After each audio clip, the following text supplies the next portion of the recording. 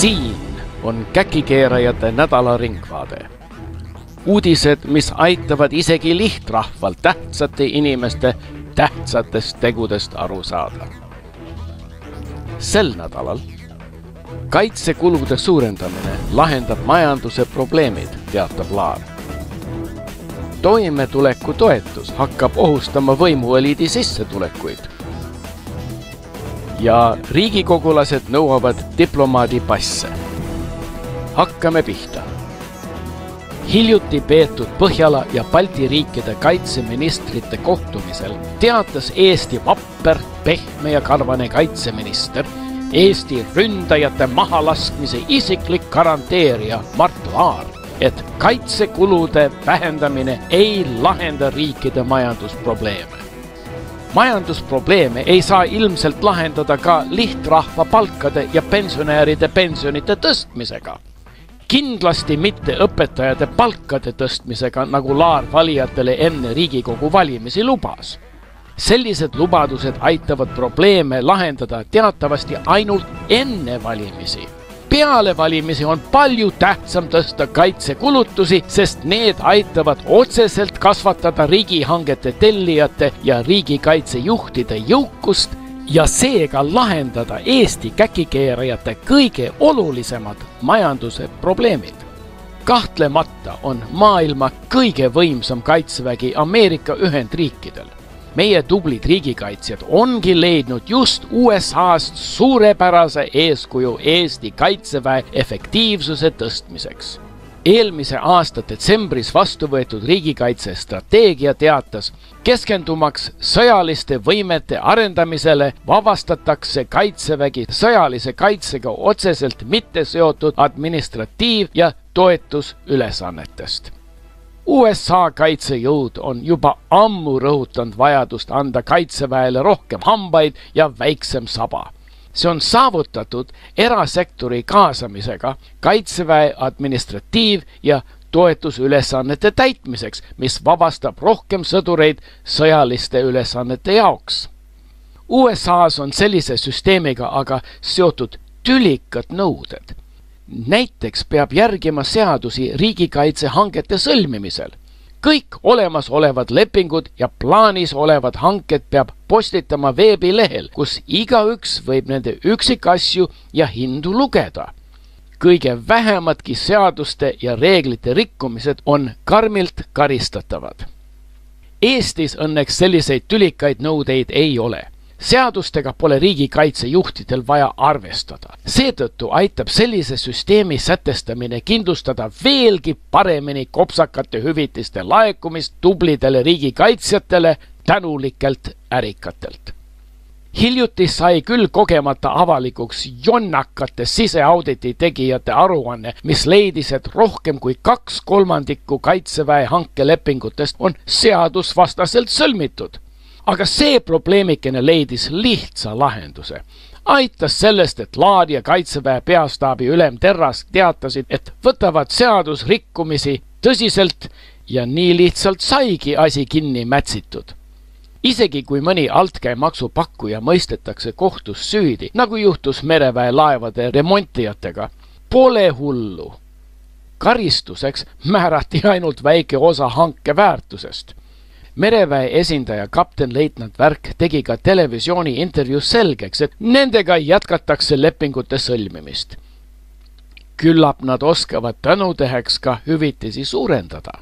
Pole kahtlust, just nüüd, kui me oleme harjutanud lihtrahva piskuga elama, on paras aeg neil veelgi rihma pingutada, et me saaksime kaitsekulutusi tõsta.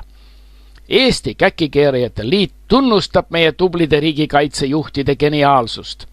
Nad oskavad kaitsejõudude efektiivsuse tõstmiseks võtta eeskuju meie võimsalt Ameerika liitlaselt, aga rakendada sealt õpitu nii, et see aitab tõsta eelkõige riigikaitsejuhtide jõukust ja seega lahendada kõige olulisemad Eesti majandusprobleemid.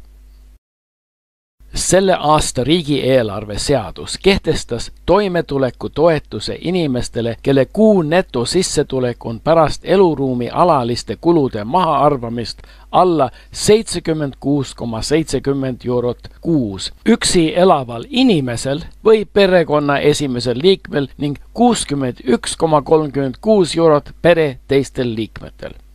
Toimetulekutoetuse saajad, kelle kõik perekonnaliikmed on alaealised, võivad saada koos toimetulekutoetusega täiendavat sotsiaaltoetust 15 €. Kogu 2008. aasta jooksul oli ainult 60 000 toetuse taotlust, aga tänavu on ainuüksi esimesel poolaastal rahuldatud rohkem kui 90 000. Toetuste taotlejate arv on kasvanud nii jõudsalt, et heldete mitmekümnetesse eurodesse küündivate toimetulekutoetustega priiskamine võib hakata ohustama valitsusliikmete ja riigikogulaste järjekindlaid palgatõuse ja hüvitisi. Juba praegu on paljudel Riigikogu lihtliikmetel, kellele tänulikelt ärikatelt küllalt hüvitisi ei laeku, raske toime tulla ainult oma palga ja hüvitistega, mis on ainult 4400 € ümber kuus. Nende kehva majanduslikku olukorda aitavad pisut leevendada maksumaksjate poolt tasutud autod, autojuhid ja välismaa reisid. Partei tuusadel, fraktsioonide ja komitee juhtidel, abijuhtidel ning juhatuse liikmetel on muidugi korralikum sissetulek, kuigi esimehe põhipalk on ainult 6111 € kuus. Meie rahva poolt palavalt armastatud president Ärma Toomas saab palka ainult 12 000 € kuus. Ja ega talle ja ta naisele, Ärma turismitalu omanikule Evelinile, laekuvad hüvitisedki palju paremad pole. Oma palgast peab Ärma Toomas ka veel Evelini turismitalus ööbimise eest maksma ja Evelini kokaraamatu ja endal lummava rahvusvahelise tähtsusega raamatu väljaandmise ja raamatumessil esitamise kulusid kandma. Oma sagedaste aruandmiste käigus Ameerika saatkonnas on Ärma Toomas küll kurtnud oma näruse palga üle, aga Eesti avalikkuse ees on ta ilma nurisemata oma rasket koormat kandnud. Eesti Käkikeerajate Liit soovitab lõpetada priiskamine toimetulekutoetustega.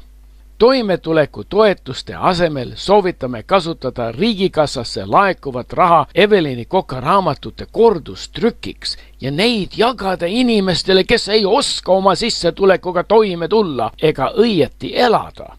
Oma raamatus, samuti nagu teleesinemistes ja ajakirjanduses, annab Evelin väärtuslikku nõu tervislikust toidust, kvaliteetsest filee tai lihast, mahedatest joogurtitest, parematest šokolaadidest ning muudest maitsvatest toitudest. Just sellist nõuannet ongi vaja, et lihtrahva elu meeldivamaks teha. Välisministeeriumi andmetel on juba 39 kevadel valitud Riigikogu liiget esitanud diplomaatilise passi taotluse. Isikut tõendavate dokumentide alusel võib diplomaatilise passi saada vabariigi praegune ja endine president ning nende perekonnaliikmed. Ametiülesannete täitmiseks võivad aga diplomaatilise passi saada Riigikogu, Euroopa Parlamendi ja valitsuse liikmed ning veel rida teisi kõrgeid ametnikke, juhul kui nad kuuluvad riikliku delegatsiooni koosseisu või esindavad riiki ametiisikuna. Diplomaatiline pass annab selle esindajale paljudes olukordades puutumatuse. On arusaadav, miks meie tublid riigikogulased, kellel on vaja täita oma raskeid tööülesandeid tihtipeale välismaal, väsitavaid reise sooritades, neid diplomaatilise passi ihaldavad. Välisriikides saavad nad teha neile hädavajalikke sisseoste ilma igasuguste käibe ja muude maksudeta ja tollimakse pole vaja kuskil maksta. Oma tööülesannete täitmisel tuleb ka tihti ette, et võõrriikide kultuuri ja tavade respekteerimiseks on vaja suuremal määral alkoholi tarbida. See võib muidu tõsised riigikogulased mõnikord ülemeelikuks muuta, mis omakorda kutsub esile korravalvurite tähelepanu. Sel juhul võivad nad politsei värvikates sõnadega seenele saata, oma tööülesannete täitmist lõbusalt jätkata ja oma diplomaatilist puutumatust nautida. Eriti kasulik on diplomaatiline pass olukorras, kus ametiülesannete efektiivseks täitmiseks on vaja autoga sõites kiirust ületada või auto sobiva keelumärgi alla parkida. Mõnda riiki, nagu näiteks Venemaale või Kasahstani, saab diplomaatilise passiga pääseda ilma viisata.